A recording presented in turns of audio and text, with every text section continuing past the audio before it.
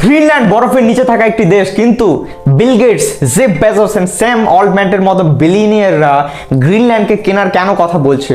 Former president Donald Trump যখন আগে president ছিল তখনও কিন্তু গ্রিনল্যান্ডকে কেনার কথা বলেছিল, কিন্তু এর পেছনে কারণ কি? আমি তিনটে পয়েন্টের মধ্যে দিয়ে, তিনটে মেইন পয়েন্ট দিয়ে আমি গ্রিনল্যান্ডের ইম্পর্টেন্সকে বোঝানোর চেষ্টা করব। প্রথম হচ্ছে রেয়ার আর্থ মিনারেলস। গ্রিনল্যান্ড হচ্ছে বরফের নিচে থাকা একটি দেশ, সেই বরফের নিচে কিছু রেয়ার আর্থ মিনারেলস পাওয়া যায়, যেমন কোবাল্ট, নিকেল, কপার, মেবি অ্যালুমিনিয়ামও মেবি পাওয়া যায়। সেই মিনারেলসগুলো ইন্ডাস্ট্রিয়াল ইউজের ক্ষেত্রে খুব ইম্পর্টেন্স রোল প্লে করে। যেমন এই কপার, কোবাল্ট এগুলো কি করে, আপনার ফোনে যে চিপসগুলো আছে, এআই চিপসগুলো আছে, ইভি ব্যাটারি বানাতে, গ্রাফিক্স কার্ড বানাতে, ইভেন হচ্ছে বিভিন্ন সফটওয়্যার ইঞ্জিনিয়ারিং যে সমস্ত বিভিন্ন ইকুইপমেন্ট হয় সেগুলো বানাতেও কিন্তু এর ব্যবহার রয়েছে।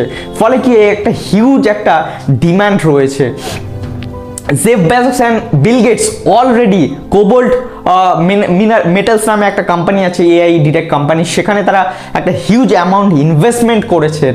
কারণ কি? কারণ সেই কোম্পানিটা এটা ডিটেক্ট করতে পারে বরফের নিচে কোথায় রেয়ার আর্থ মিনারেলস আছে এবং সেটাকে তারা মাইনিং করতে পারে। সেকেন্ড কারণ হচ্ছে ওয়ার্ল্ড ম্যাপিং। ক্লাইমেট চেঞ্জেসের কারণে বরফ গলে যাচ্ছে, গ্রিনল্যান্ডের বরফ ধীরে ধীরে গলে যাচ্ছে। এর ফলে কি ন্যাচুরাল কিছু রুট তৈরি হচ্ছে এবং সায়েন্টিস্টদের মতে এই রুটসগুলো ইউরোপ থেকে এশিয়ার যে ডিস্টেন্স সেটাকে 40% কমিয়ে দেবে এবং এই রুটসগুলো ফিউচারে একটা পৃথিবীর গোটা ওয়ার্ল্ড স্ট্রেটকে কন্ট্রোল করবে এবং এই রুটের মেন গেটকিপার হলো গ্রিনল্যান্ড। অ্যান্ড থার্ড পয়েন্ট হচ্ছে, এটা হচ্ছে জিওপলিটিক্যাল রিজনস আছে।